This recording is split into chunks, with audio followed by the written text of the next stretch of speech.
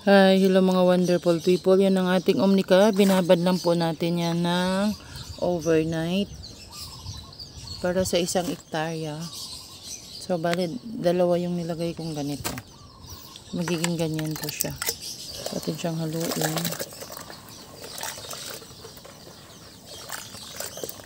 Kasi nag-multiply na po siya. So, ilagay nyo lang dito.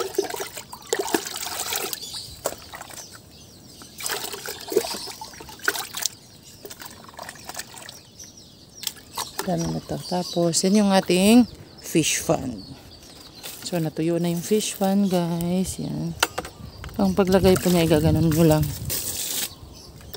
Pwede rin ng isaboy lang. Pero, binasa ko na kasi siya. Pang neutralize na rin po siya. Yan. Dapat bumaba. Kaso, yung taga-ano natin. Sa gilid-gilid, pwede naman siya.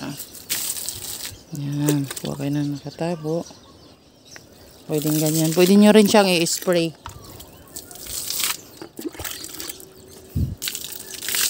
Yan. Ganun lang. Paikot lang. Pwede nyo na siyang gawin. Tuloy-tuloy nyo lang yan. Ang ganda yung fish pan natin. So, ganun lang. Thank you and God bless. Tuloy-tuloy lang yung pag-a-apply ng ating Omnica.